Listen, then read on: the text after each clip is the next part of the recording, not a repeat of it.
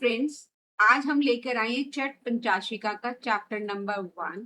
छठ पंचाशिका हमें प्रश्न का बेसिक है, जो हमें बताती है हमारे जो प्रश्न होते हैं डे टू डे लाइफ में, ये कुंडली बेस्ड नहीं होती हैं। ये हमारे जब भी प्रश्न होते हैं एक तरीके से हमारी वैदिक एस्ट्रोलॉजी का टैरो है। ठीक है, जब भी हमारे पास प्रश्न आता है दिमाग में और हमारे पास कुंडली बेस्ड नहीं है ये, तो हम उसमें कैसे पूछ सकते हैं। तो लगना जो बताता है, हमें बताता है डिस्प्लेसमेंट, कि हमारा कहीं भी मूवमेंट हो रहा है, ट्रांसफर हो रहा है, डिस्टर्बेंस किसी की पर्सन की या पोजीशन में। ठीक है, फोर्थ हाउस को हम हिबुक कहते हैं। ये हमें success, prosperity, friends and happiness के बारे में बताता है। सेवेंथ हाउस हमें रिटर्न टू होम बताता है। अगर आपके मैलेफिक आ जाए सेवेंथ हाउस में, तो हम कहते हैं कि प्रॉब्लम इन रिटर्न है। लेकिन यही अगर बेनिफिक आ जाए, तो हम कहते हैं कि person will come early and soon with easy return होगा। ठीक है, और टेंथ हाउस हमें बताता है हमारे बारे में गोइंग टू अब्रॉड। कई बार ये होता है कि मेरा बच्चा बाहर जाएगा या नहीं जाएगा, तो उसके लिए हम क्या करते हैं, टेंथ हाउस को देखेंगे। ठीक है, उसमें कैसे प्लैनेट है, या फिर हम यहाँ पर ये भी देख सकते हैं कि absence of person from home है या कोई पर्सन मिसिंग है, तो टेंथ हाउस को देखेंगे। टाइम ऑफ रिटर्न कब देखते हैं, जब भी कोई प्लैनेट फोर्थ हाउस में एंटर कर रहा है, तो हम कह सकते हैं कि रिटर्न के लिए टाइम आ गया। अब नेचर ऑफ साइन हमारी जो है, अगर मूवेबल साइन है तो चेंज इन सिचुएशन है, फिक्स साइन है तो नो चेंज इन सिचुएशन है, जैसी सिचुएशन है वैसी ही रहेगी।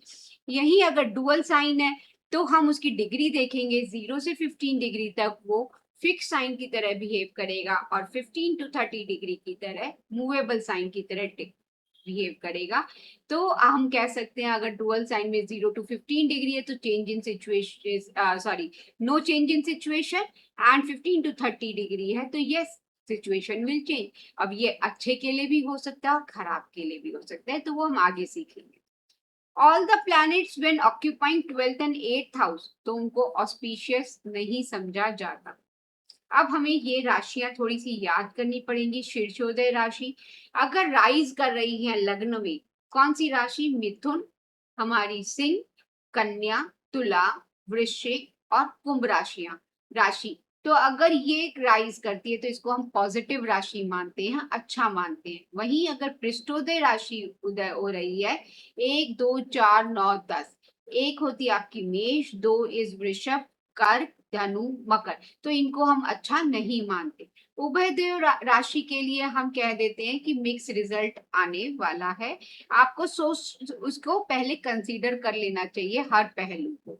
ठीक है, दीपावली जो डे राइज की होती है, क्योंकि सूर्य हमारा दिन में ही उदय होता है, तो हम बोलेंगे 5 6 7 8 11 12, ये हमारी दीपावली है, दिन के समय स्ट्रांग होती है। रात्रि बलि 1 2 3 4 9 10, ये रात्रि बलि है, रात के समय।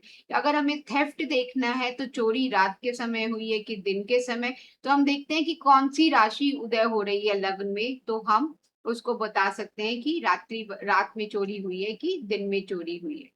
ठीक है फ्रेंड, अब इसके बाद हमारा आता है सक्सेस में बी प्रिडिक्टेड व्हेन लग्ना एंड नवमांश, कि अगर लग्न और नवमांश दोनों बेनिफिक प्लैनेट इज प्लेस, दोनों में अगर हमारे बेनिफिक प्लैनेट प्लेस्ड है, बेनिफिक साइन राइज हो रहा है, शीर्षोदय साइन राइज हो रहा है, तो हम कह सकते हैं ये सक्सेस हम देख सकते हैं। वहीं अगर पृष्ठोदय राशि राइज होती है, तो हम कहते हैं फेलियर विल बी रिजल्ट। अब है मिक्स, अगर बोथ मेलिफिक एंड बेनिफिक आ जाए या उभय देव राशि आ जाए, तो हम कहेंगे सक्सेस जो है बहुत ग्रेट डिफिकल्टी के बाद अचीव होगी। आपको सोच समझकर किसी भी काम को डिसाइड करना चाहिए, कंपैरिजन अच्छे से करके तभी उस काम को करें। किसी भी प्रश्न में अच्छे रिजल्ट के लिए सबसे पहले हमें क्या देखना होता है कि बेनिफिक साइन राइज होना चाहिए। वर्गा भी हम देखते हैं, वर्गा में कि हमारे जो है D9 या फिर प्रॉपर्टी से रिलेटेड है, तो हम उसके अकॉर्डिंग D4 देख लेंगे, तो वर्ग of benefic should be rising. ठीक है। और शीर्षोदय साइन अगर राइज हो रहे हैं तो वो भी अच्छे माने जाते हैं। तो आपको ये तीनों चीजें याद रखनी है कि बेनिफिक साइन राइज होना चाहिए, वर्गा भी बेनिफिक साइन का होना चाहिए, और शीर्षोदय साइन राइज हो तो अच्छा माना जाता है। अब अगर मिसिंग आर्टिकल है, मिसिंग आर्टिकल के लिए हमें कब पता चलेगा कि मिसिंग आर्टिकल हमें मिलेगा कि नहीं मिलेगा? अगर हमारे लग्न में फुल मून है, अगर लग्न में फुल मून आ गया और उसके ऊपर जुपिटर या वीनस ने एस्पेक्ट भी कर दिया, तो जो भी आर्टिकल आपका गुम हुआ है वो मिल जाएगा। या फिर हम कह सकते हैं कि 11th हाउस में कोई बेनिफिक प्लैनेट आ गया है, आपका प्लेस्ड है, तो प्रश्न के समय तो speedy return of the person या फिर वो आर्टिकल के बारे में। अब आपको ये चीज ध्यान रखनी है कि अगर आपके पास कोई आता है और वो पूछता है कि हमने उसके पूछने से पहले ही उसको बता दिया कि वो किस से रिलेटेड क्वेश्चन लेकर आया है, तो इसके लिए सबसे पहले आपको ये मालूम होना चाहिए कौन सी राशियां, ठीक है, मिनरल धातु वाली राशियां हैं 1 4 7 10।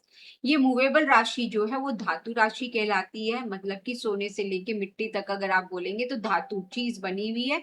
मूल वेजिटेबल्स के लिए बोलते हैं 2 5 8 11। और जीव, अगर आप वो प्रश्न जीव के बारे में है तो हम बोलते हैं डुअल साइन जब राइज होता है तो हम बोलते हैं कि जीव के लिए प्रश्न है। अब ये कैसे देखेंगे? हमें मालूम है द्रेखना हमारे 3 होते हैं 0 से 10। फर्स्ट रेखना, सेकंड रेखना इज 10 to 20 डिग्री, 20 to 30 डिग्री इज थर्ड रेखना।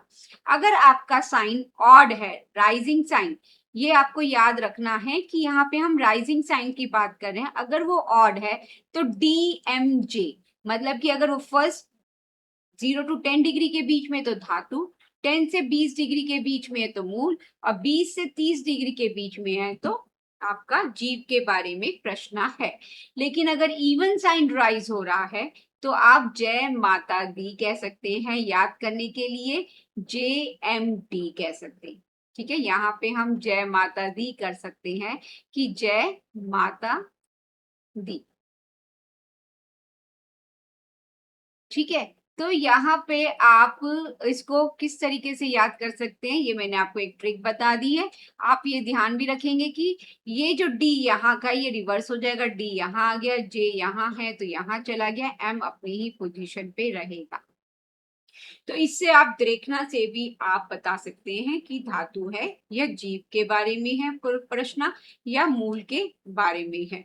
ठीक है, अब हम नवमांशा से भी देख सकते हैं यही चीज। अब हम नवमांशा में कैसे कहेंगे? अगर आपका नवमांश ऑड साइन है और आपका 147 नवमांशा में है तो हम कहेंगे धातु है ऑड साइन में और जीव है इवन साइन में। सेकंड, फिफ्थ, 8 साइन में नवमांशा में है तो मूल प्रश्न है। 3 6 9 में है तो ऑड है तो जीव है, और इवन है तो धातु है। JMD, इसको याद करने के तरीके को मैं आपको बता देती हूँ, कैसे आप याद करेंगे। देखिए, 1 2 3 4 5 6 7 8 9, क्योंकि नवमांश हमारे 9 ही होते हैं तो आप ऐसे भी याद कर सकते हैं। दिस इज मूवेबल नवमांश हमारा 1 4 7, फिक्स नवमांश 2 5 8, डुअल नवमांश 3 6 9।